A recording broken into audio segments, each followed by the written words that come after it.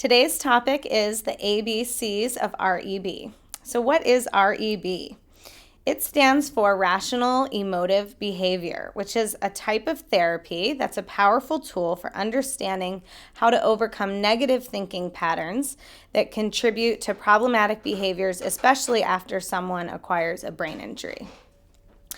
This brief video today will give you an overview of the ABCs of REB and will also give you some basic strategies for implementing it in your life today.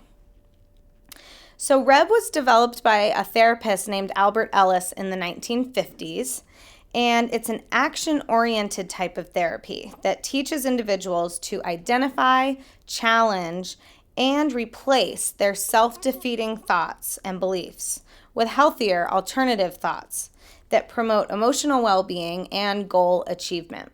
So this is really important when you're living with a brain injury.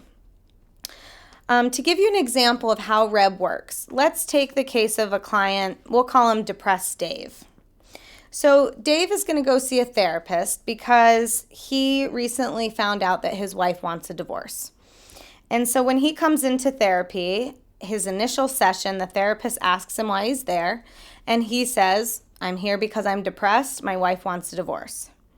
So when we look at the ABCs of REB, we start with the A, which stands for activating event. The activating event in Depressed Dave's life is that his wife has asked him for a divorce.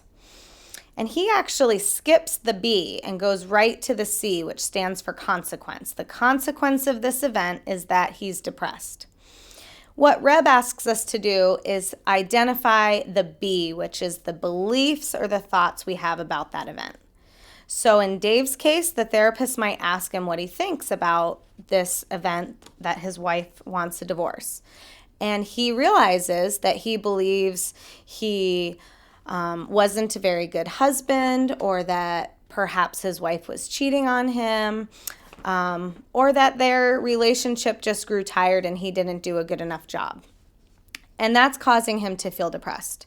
So the next step is D, disputing those beliefs. And so the therapist is going to challenge Dave to come up with alternatives. And when we dispute our harmful beliefs, we ask ourselves two very important questions. First, what evidence do I have to support this belief? And the second is this thought helpful or harmful? Now, in Depressed Dave's case, it's not very helpful for him to think that he wasn't a good husband or that even his wife might have been cheating on him. That just doesn't get him anywhere. So he challenges those beliefs and comes up with an alternative. Perhaps the relationship did end because they had different interests and they grew apart, and Dave's still very sad about that, but he can move on because it's not a belief that he feels about himself personally. So the end result is E, an effective emotion for Dave. Rather than being clinically depressed, he is sad, but he is able to process those feelings and move on from this event in his life so that he can still have a life going forward.